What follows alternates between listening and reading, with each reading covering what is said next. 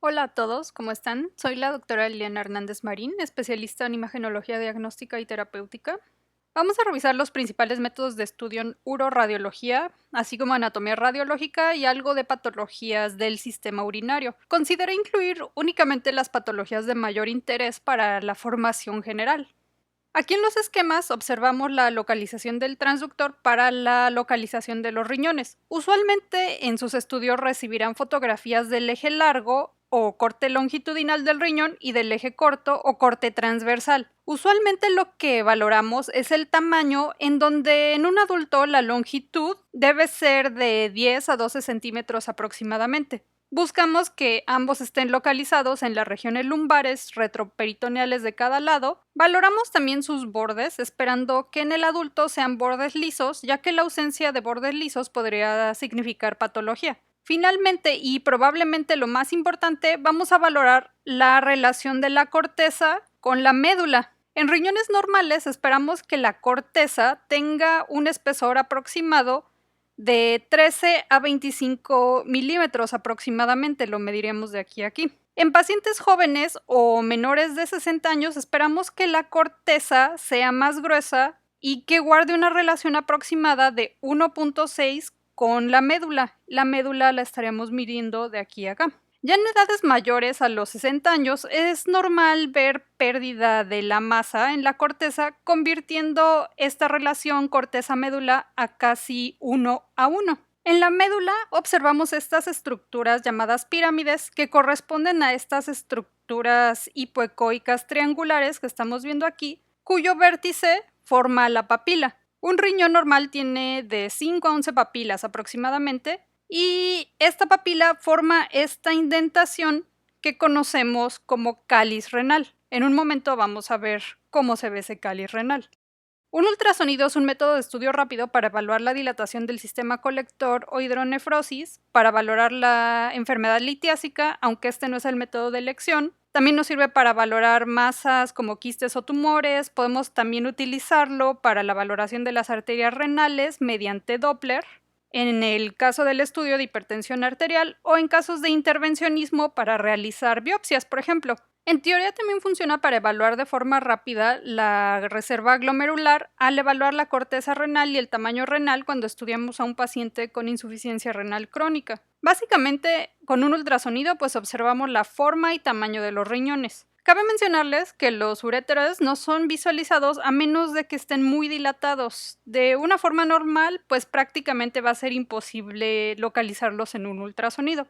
Aquí estamos observando otra vez la corteza, la médula formada por estas pirámides renales, y además vemos aquí esta estructura ecogénica o blanca que está en el centro del riñón y conocemos como centro de la elipse renal o seno renal. Esto está compuesto por estructuras vasculares, tejido conectivo y la pelvis renal, así como grasa que le da este aspecto ecogénico.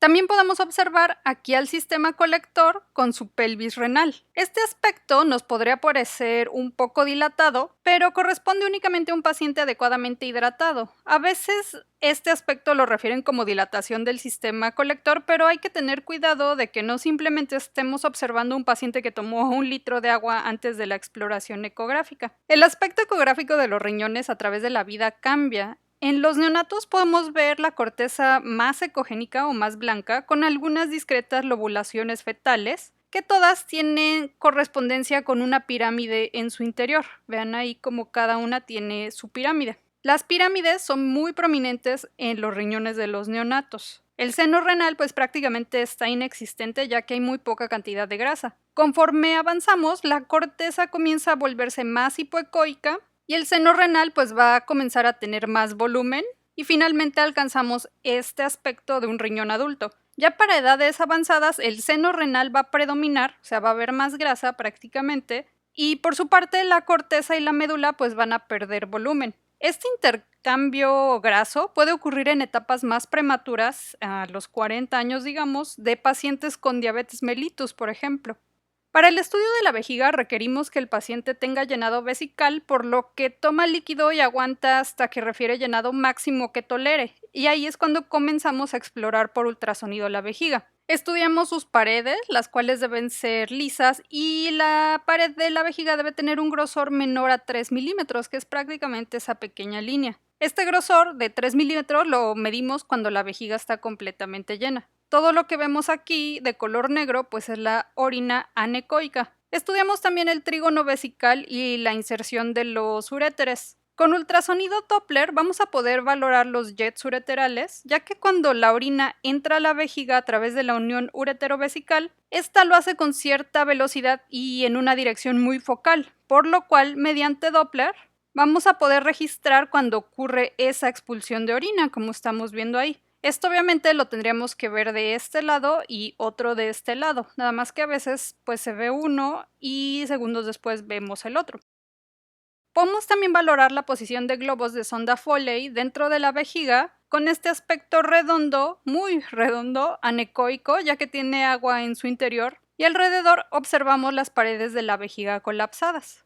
La TAC y en particular la Urotac tienen una alta sensibilidad y especificidad para el estudio de patologías urinarias. Básicamente está indicada en casos de litiasis y sus complicaciones como obstrucción ureteral, o también para el estudio de tumores y en el caso de trauma o malformaciones congénitas. La Urotac se refiere a que realizaremos una tomografía en fase simple en donde podemos identificar fácilmente los litos, ya que la mayoría van a ser hiperdensos o blancos, o sea, veríamos estructuras así. Fíjense cómo en las fases contrastadas, ya que el medio de contraste que inyectamos es hiperdenso en las estructuras, pues sin nuestra fase simple sería muy difícil identificar litos en el riñón, por ejemplo, los estaríamos viendo así, y se dificulta en comparación con esto. Ya que obtenemos nuestra fase simple, posteriormente vamos a inyectarle al paciente medio de contraste iodado intravenoso hidrosoluble y vamos a repetir la tomografía a los 30 o 40 segundos para realizar una fase que llamamos córtico-medular, en donde podemos observar la diferenciación de corteza y médula. Y después vamos a repetirla a los 100-120 segundos en esto que llamamos fase nefrográfica, en donde vemos contraste en todos los compartimientos renales. Esta es la fase en donde caracterizamos mejor los tumores renales. Ya que el contraste iodado es excretado por filtración glomerular, en la fase excretora podemos observar la filtración de contraste hacia el sistema colector y podemos ver el mismo también entrando a uréteres y vejiga. Ya veríamos ahí cómo se va formando el uréter con medio de contraste. Creo que en tomografía no hay mucho inconveniente para localizar los riñones en tomografías axiales, particularmente en tomografías contrastadas, ya que siempre pues van a estar aquí adyacentes a los músculos psoas en el retroperitoneo y tienen una forma muy característica. Mediante TAC podemos hacer reconstrucción 3D de las fases de la Urotac, particularmente la fase de excreción, para obtener unas imágenes en 3 dimensiones del sistema colector, uréteres y vejiga. Podemos también realizar este tipo de imágenes que llamamos proyecciones de máxima intensidad, que es una suma de todas las cosas hiperdensas en una imagen. Estas dos reconstrucciones básicamente son cálculos realizados de las imágenes base, por lo que, por ejemplo, si ustedes quisieran ver este pequeño lito en una fase excretora tras aplicar medio de contraste, pues este se perdería al ser excretado por los ureteros y no lo podríamos localizar aquí. Realmente estas reconstrucciones funcionan en alteraciones anatómicas muy complejas, como ocurre en algunas malformaciones congénitas, y sobre todo son de utilidad cuando el urólogo quiere realizar una planeación quirúrgica. Vean este caso que se trata de un niño con un riñón en herradura, está fusionado aquí, ambos riñones. Vemos aquí su tomografía axial con medio de contraste que está siendo excretado hacia las pelvis renales. Y vamos a ver cómo esta imagen la transformamos a esta proyección MIP o de máxima intensidad. Y luego la podemos transformar a una representación de volumen 3D o VR 3D.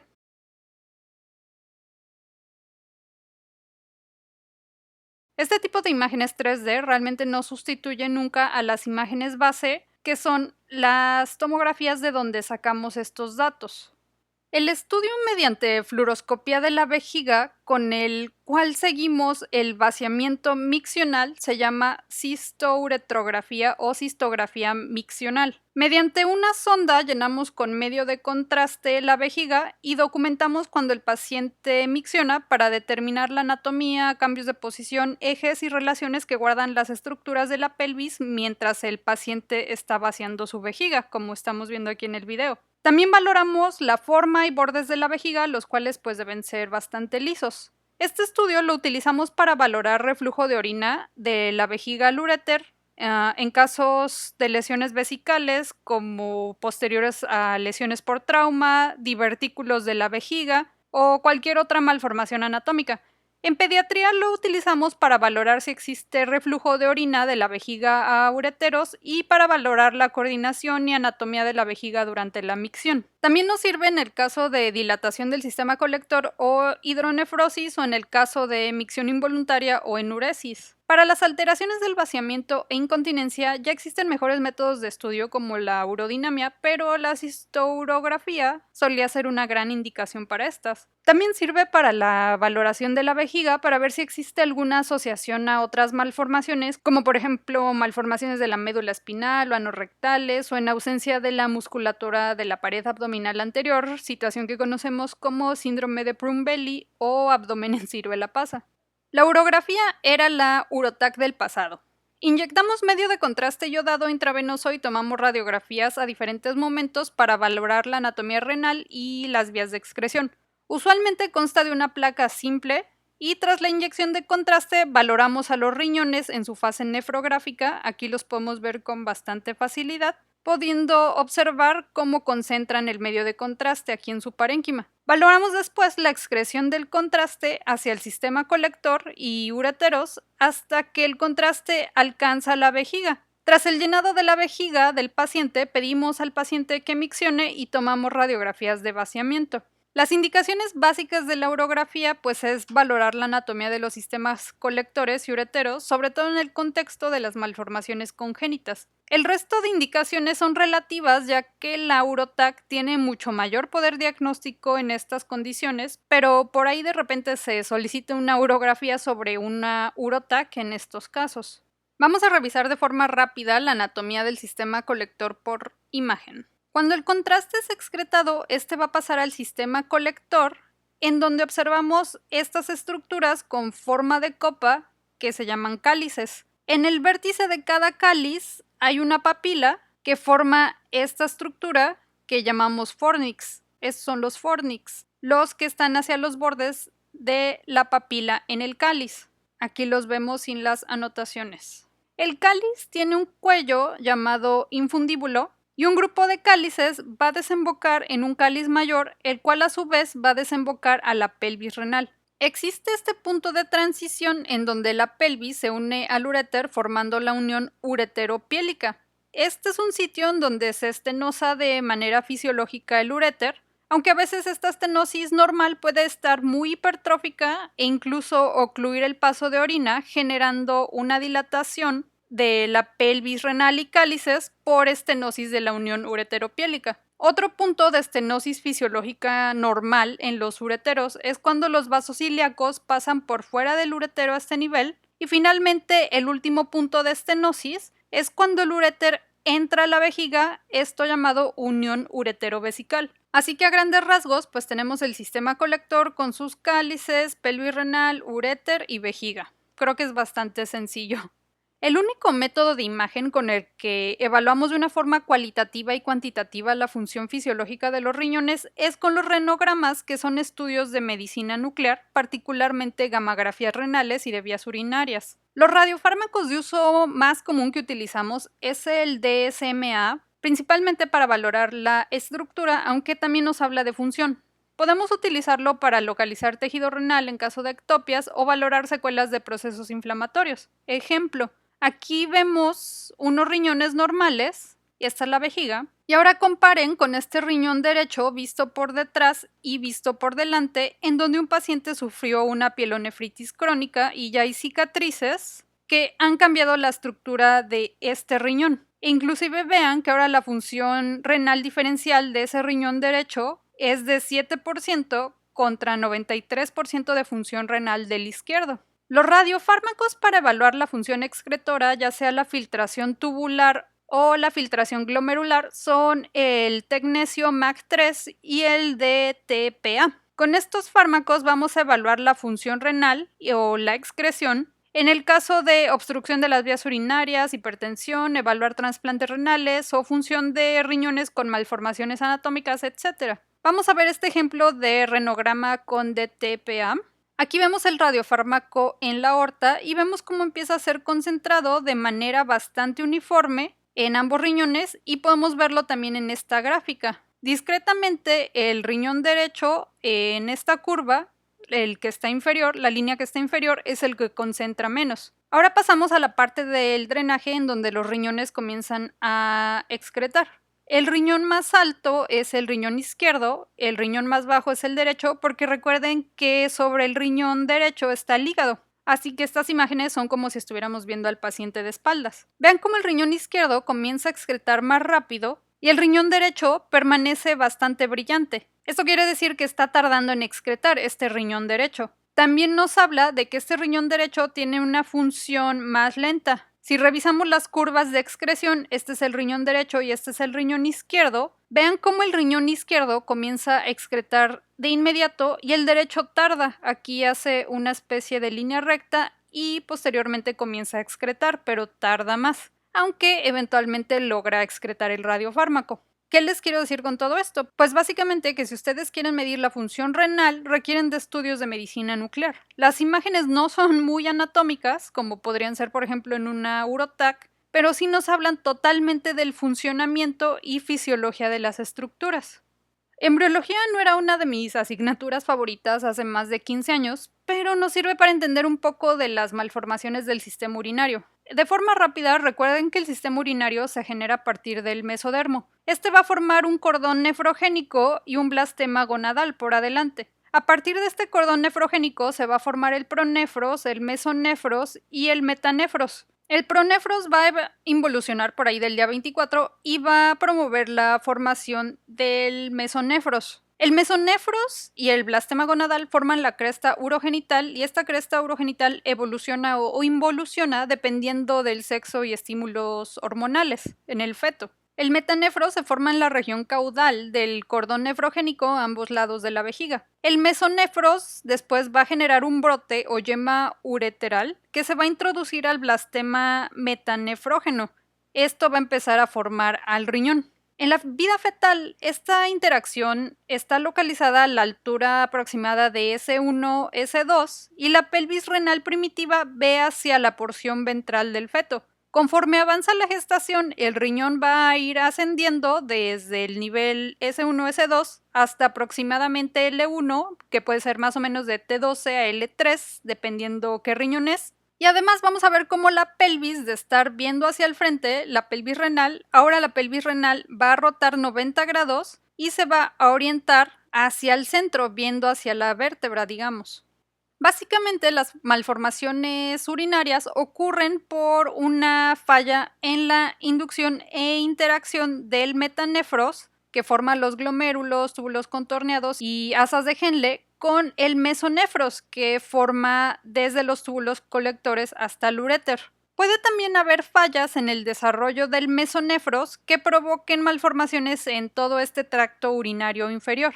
Puede también haber fallas en el ascenso y rotación de los riñones cuando estos suben hacia la fosa renal y giran su pelvis renal hacia el centro del cuerpo.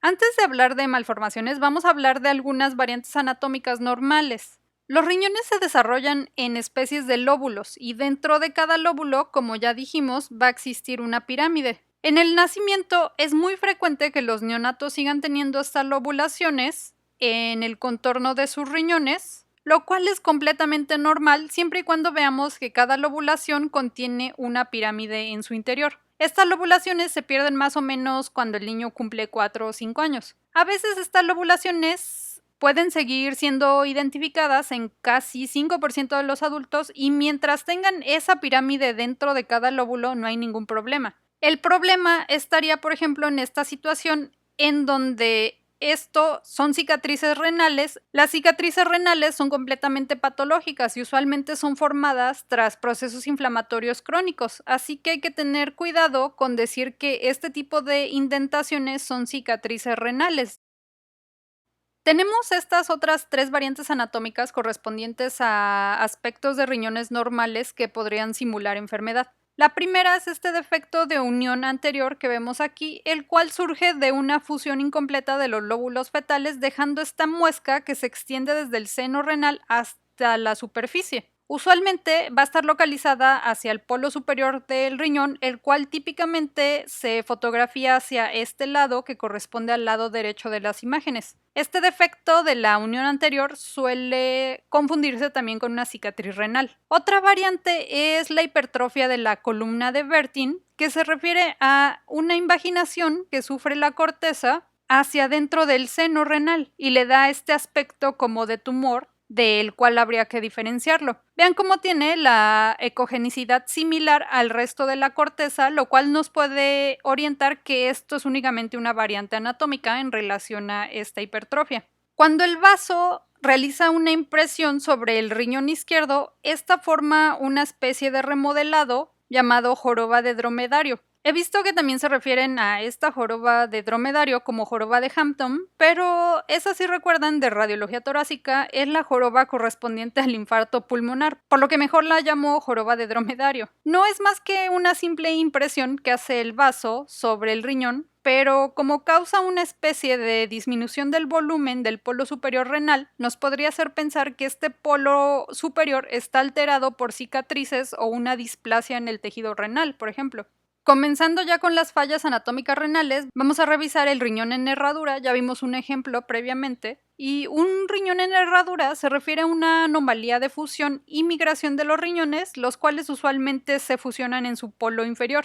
Recuerden que los riñones son lumbares en el feto y ascienden hacia los flancos durante la embriogénesis. Sin embargo, si ocurre una anomalía de migración, tras la fusión de este complejo, el riñón puede quedar atrapado debajo de la arteria mesentérica superior durante su ascenso. Aquí vemos el aspecto en tomografía con sus 2 venas renales. Vemos cómo está fusionado aquí en el centro, en medio del cuerpo. Aquí estamos viendo un ultrasonido en donde esta es la vértebra, es un corte transversal y este es todo el complejo del riñón en herradura en medio del cuerpo del paciente.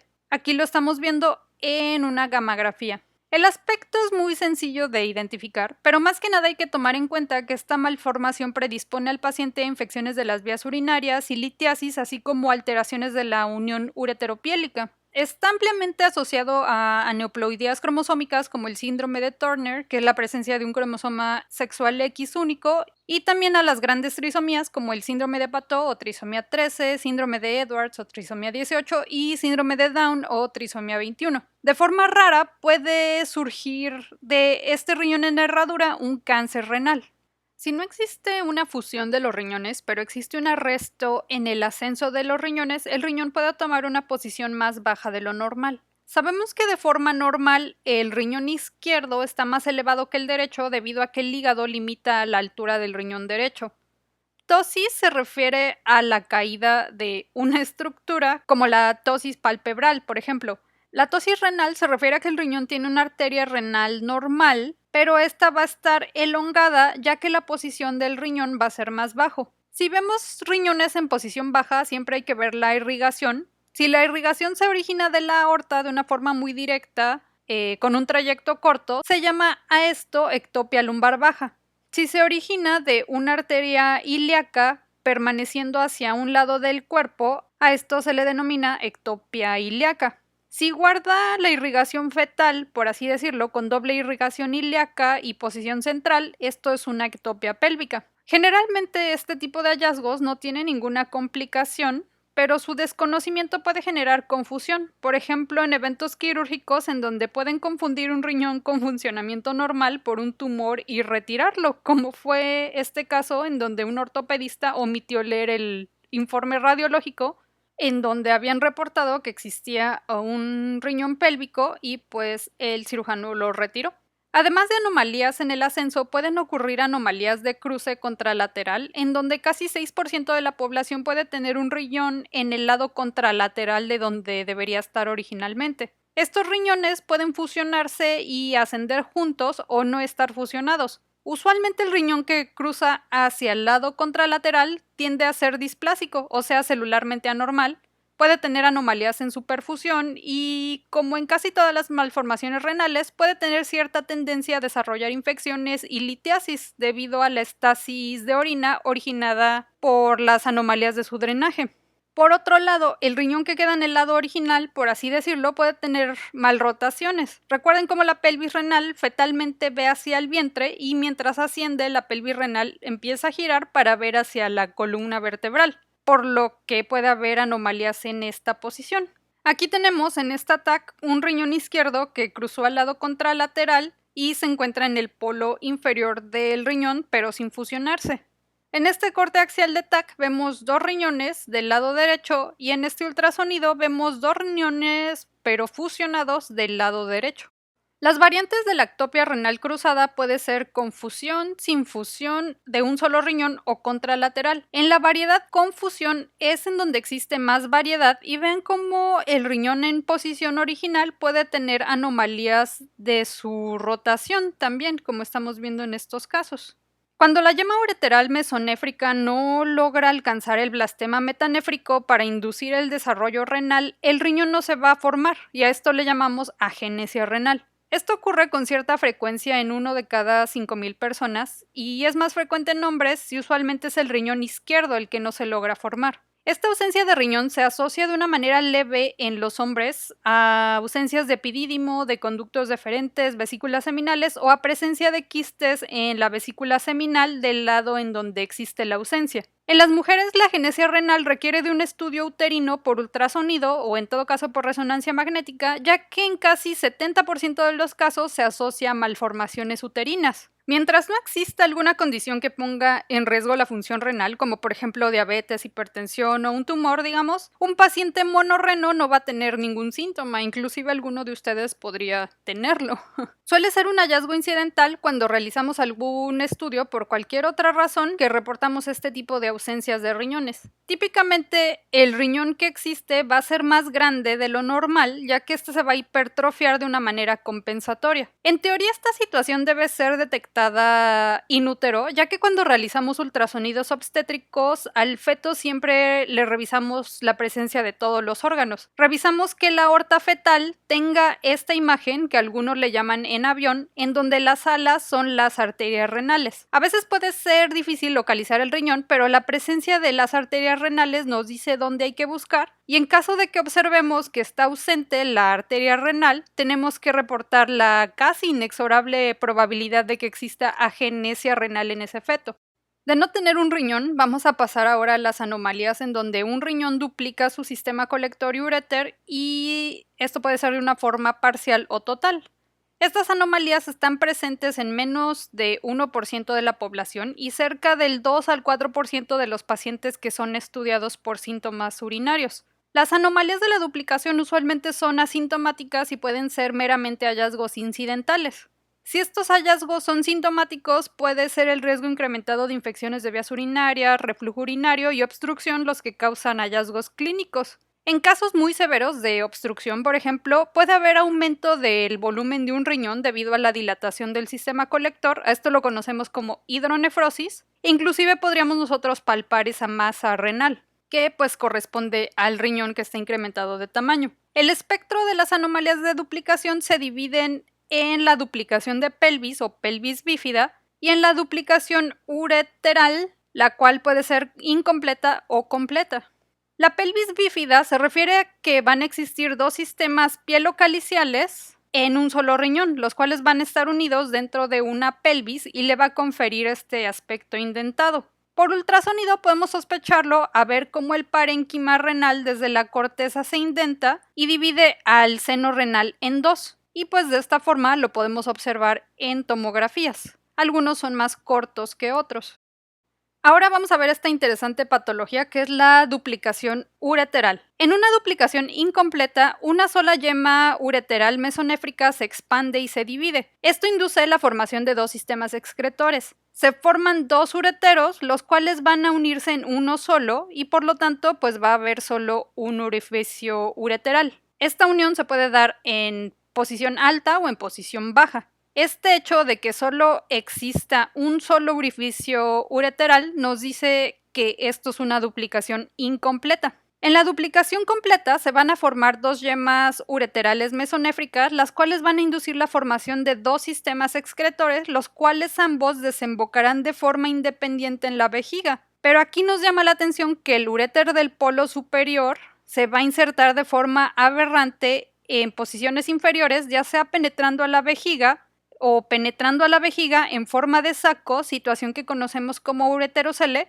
o incluso puede penetrar en posiciones completamente ectópicas, generalmente hacia la uretra o hasta en la vagina de las niñas. Créanme que para los que nos dedicamos a la radiología pediátrica, este tipo de hallazgos no son nada raros, por muy extraños que suenen. Entonces, dijimos que la duplicación incompleta tiene un solo orificio ureteral en la vejiga, pero existen dos sistemas colectores y ureteros independientes y estos se van a unir en un solo punto. Aquí podemos ver esta reconstrucción 3D, esta TAC con reconstrucción coronal. Aquí vemos un uretero, otro uretero y cómo se unen. Y aquí lo estamos viendo en una urografía excretora. Con la duplicación completa dijimos que tenemos dos orificios ureterales insertados en la vejiga, pero con la posibilidad de que uno de ellos puede desarrollar ureterocele. El ureterocele es una formación globular, más o menos así. Hagamos de cuenta que esta es la pared de la vejiga, aquí viene el uretero, pero en vez de penetrar solo ahí, forma una especie de saco y penetra de esta forma. Esta generalmente va a causar alteraciones en el flujo de orina del uréter hacia la vejiga. El ureterocele en imagen forma este signo de cabeza de cobra cuando lo observamos en la vejiga, lo estamos viendo también aquí. La duplicación completa sigue esta regla de Weigert-Meyer en su anatomía. Vean esta ilustración y veamos esta urografía también. El uréter del polo superior tiene una inserción inferior y medial en la vejiga respecto al uréter del polo inferior. Este uréter del polo superior usualmente se va a insertar como un ureterocele, el cual puede generar obstrucción del flujo de orina y puede causar dilatación del uréter e incluso hidronefrosis del polo superior. En este ultrasonido vemos un riñón en donde solo el polo superior está dilatado. Este riñón lo más probable es que esté siguiendo esta regla.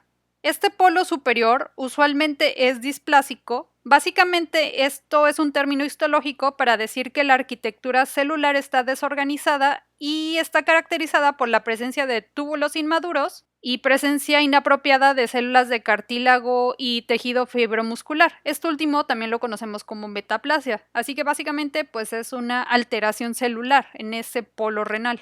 Ahora, el uréter del polo inferior renal se va a insertar de una forma más anatómica en posición superior y lateral. Este uréter va a estar en riesgo de que exista reflujo de orina desde la vejiga hacia el uréter de este polo inferior.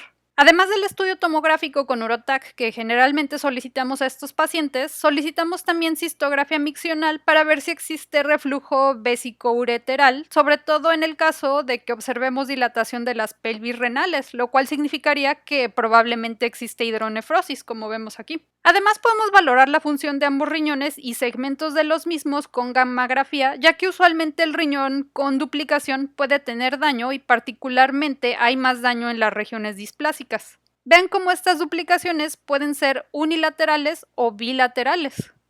Existen muchas patologías que generan uropatía obstructiva en donde la orina comienza a distender el sistema colector, generando esta situación que conocemos como hidronefrosis o también escucharán el término ectasia pielocalicial, pero para fines prácticos los consideramos iguales. ¿Qué condiciones obstruyen el tracto urinario excretor? Pues básicamente piensen en cualquier cosa que ocluya la luz de un uretero, alteraciones de la pared de un uretero o situaciones por fuera de un uréter que lo compriman. Una de las causas más comunes es la litiasis. Aquí nos sirve recordar los 3 puntos en donde se estenosa de manera fisiológica el uréter, que son los lugares en los que usualmente puede atorarse un lito, o sea, en la unión ureteropiélica o ureter pelvis, cuando pasa el uréter adyacente a los vasos ilíacos y en la unión de la vejiga con el uretero o unión uretero-vesical. La oclusión también puede ocurrir por tumores o cualquier afección que provoque estenosis de ureteros. Esta hidronefrosis también puede aparecer en situaciones que provoquen reflujo de orina de la vejiga al uréter. Existen unas cuantas clasificaciones para hidronefrosis, pero la que más me agrada, ya que es la más sencilla, es esta de leve, moderada y severa. En la leve vamos a ver una pelvis dilatada, pero el riñón conserva su parénquima. A veces inclusive solo está presente este tipo de imagen en situaciones de sobrehidratación. Después tenemos la hidronefrosis moderada, en donde incrementa la distensión de la pelvis, como vemos aquí, y podemos observar ya algunos cálices dilatados. Esto comienza ya a afectar un poco el parénquima. En la severa vemos ya una pelvis con una franca dilatación globular y dilatación de los cálices. Es en la TAC y aquí lo estamos viendo en el ultrasonido.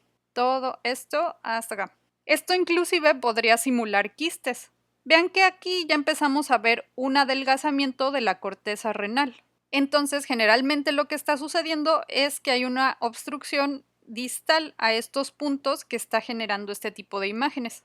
Vamos a hablar ahora de una patología frecuente en pediatría, aunque puede existir en algunos adultos también. Esto es el reflujo de la orina desde la vejiga hasta el uréter.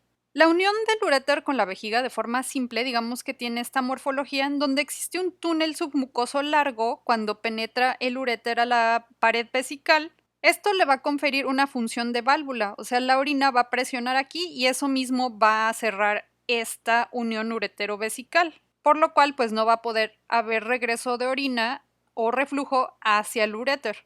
Sin embargo, en las uniones ureterovesicales inmaduras o con mala inserción, no se logra ese efecto de válvula. Vean aquí cómo el túnel es más corto y está en una posición que facilita el reflujo de la vejiga hacia el uréter. A este tipo de reflujos en donde regresa la orina le llamamos reflujo primario. El secundario sería un reflujo, por ejemplo, que se asocia a situaciones como malformaciones, en el caso de duplicaciones, por ejemplo, duplicaciones de uréter, o en el caso de la hipertrofia prostática, en donde la imposibilidad de vaciar la vejiga causa un aumento de presión en donde se facilita el reflujo hacia el uréter. Generalmente este reflujo causa infecciones de vías urinarias recurrentes y es un factor de riesgo importante para la infección del parénquima renal que conocemos como pielonefritis. Si esto se vuelve crónico, puede generar cicatrices renales, inclusive desencadenar hipertensión de origen renal o hasta insuficiencia renal. Para estudiarlo requerimos de ver en tiempo real el reflujo, por lo que lo más apto es una cistografía miccional. O sea, vamos a llenar la vejiga del paciente con medio de contraste a través de una sonda, como estamos viendo aquí, y bajo fluoroscopía vamos a vigilar si existe paso del contraste hacia los ureteros. Vean cómo aquí ya empezamos a ver reflujo hacia este uréter izquierdo, por lo cual pues ya nos habla de que es anormal. Pero vamos a ver la secuencia fluoroscópica. Vamos a ver aquí reflujo hacia ambos ureteros. Este uréter inclusive pues ya está dilatado y vemos cómo llega hasta el sistema calicial de forma bilateral.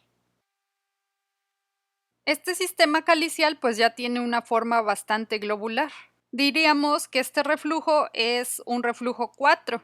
Los grados están en función a los hallazgos que vemos en el sistema colector y uréteres. En el 1 pues únicamente vemos cómo hay reflujo hacia el uréter. Conforme vamos avanzando vamos a encontrar ya que el contraste puede alcanzar el sistema colector e ir alterando la anatomía del mismo hasta que ya tenemos un sistema colector francamente globular con un uréter bastante dilatado y tortuoso, que sería este que vemos aquí atrás.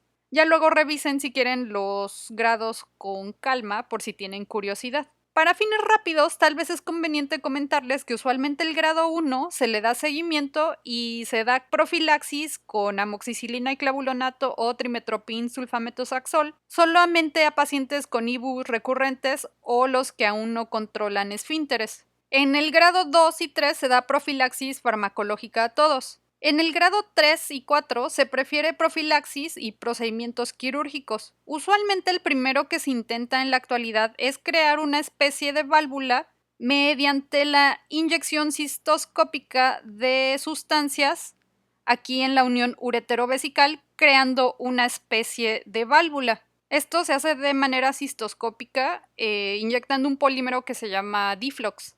Ya en otros casos más complejos, pues se prefieren cirugías un poco más complejas en donde se reconstruye, por así decirlo, la anatomía de la unión ureterovesical.